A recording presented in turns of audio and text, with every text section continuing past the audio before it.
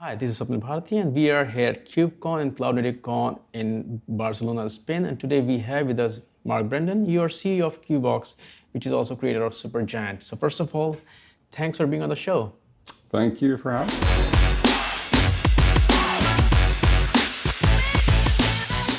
Because last time I think we met at CubeCon Seattle. What did you learn there when you meet the community and the users vis-a-vis growth of Kubernetes? Right. Well, what we've learned, and we got our first inkling in Seattle, that everybody needed training. Training and education was really the thing. We have a Kubernetes toolkit, and it's a great toolkit, but everyone was saying, I can't use a toolkit because we don't even know how to use Kubernetes. How are we going to use your toolkit?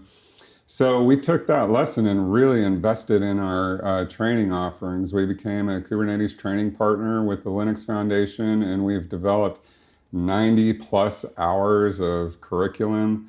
And we've distilled some of that into learning tracks, anywhere from just a basic CKA bootcamp to foundational training to really advanced training. And customers can take some of those learning tracks or mix and match among our 90 plus hours of modules and create something that works for them. Why do you think there's a kind of need for training or lack? Where do you see the big problem, actual problem is? The space is moving really fast.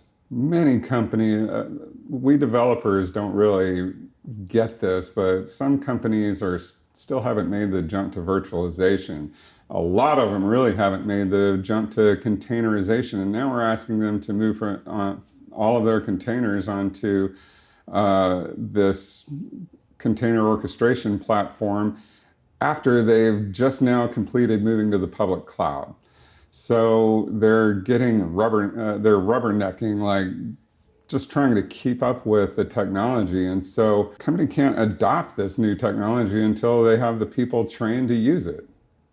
And this we've seen this story before when virtualization became a thing. People needed to be trained on how to use a virtual machine versus physical infrastructure. When they moved to containers from virtual machines, they needed the same training, and now we're asking them to do the same cycle all over again. And they should do that. It is a transformative technology, but we have to recognize that they need to get their people trained. You mentioned us developers don't care about it, but is there also kind of lack of developers who are also well versed with, because some of these technologies are so new.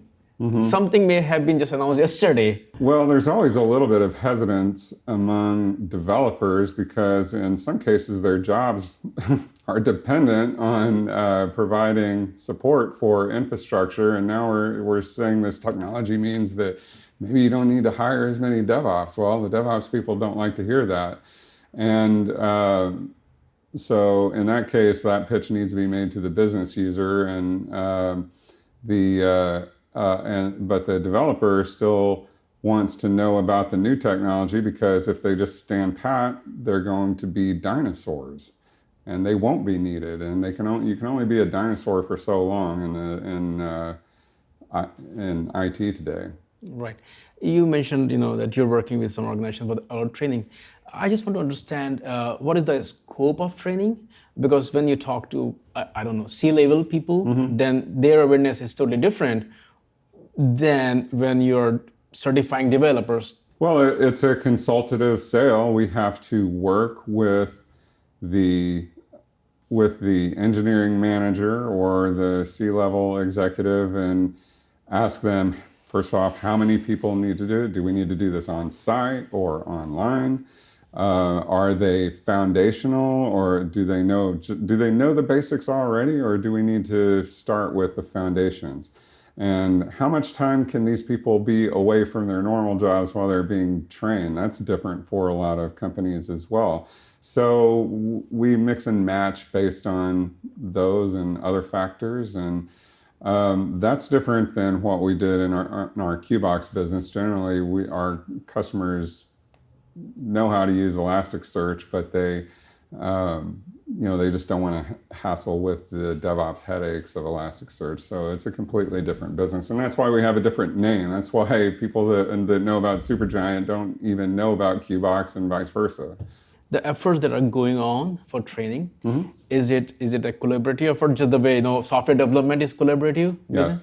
Or is it like a company like yours company, Qbox, you are working with some organization as you mentioned. So I just want to understand what kind of, because it's a problem not just for you, it's an Right. ecosystem problem. Right. With training, we've taken a little bit of a different approach. We have created 90 plus modules, and it's was created by developers for their own style of delivering training, and it's informed by the training that we've already provided. And that's how we add value. This is a consultation. It's not like software is, and so does that answer your question? Yeah, and how can first of all, the two questions I have. How do they know that they need this training, number one, and how can somebody get through Qbox or SuperGiant? So I don't think that we have a problem finding customers that know they need to be trained. When we're selling our support contracts and our administrative toolkit as well, but the second thing we mention is training, and that's where they say, "Oh, training, that's what we need." And so we hand them a course catalog, and it's just not an issue. People know they need to be trained, and so that's not a big challenge. That's not so you the don't have a challenge. checkbox where they go on site and say, "Do you know this?" No, you need training. Nothing like that.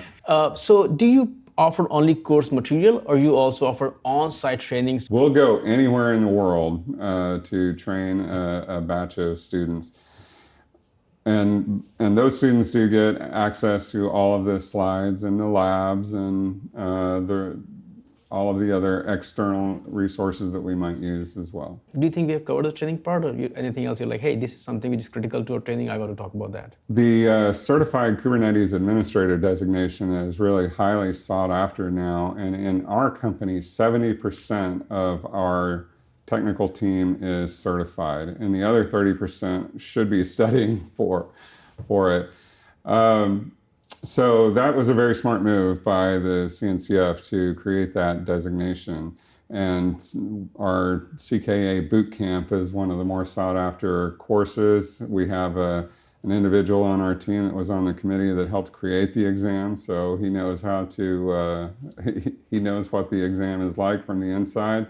And it's a very tough exam. It takes our people 3 months to study it, depending on where their Kubernetes knowledge is. So how can somebody get benefit from bootcamp? What does the bootcamp actually do?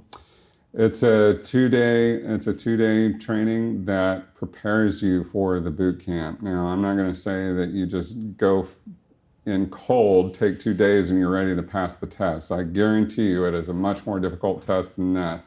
But it will give you the foundations for how to prepare for and study for this exam. I think this is the second day of CubeCon here, right? Yes. So what has been your experience so far? Of course, you are attracting a lot of people on your booth that I can see from your... Everyone comments on the jacket. Of course, we did it because it glitters and we have a space theme, and and it became too difficult to launder our spacesuit.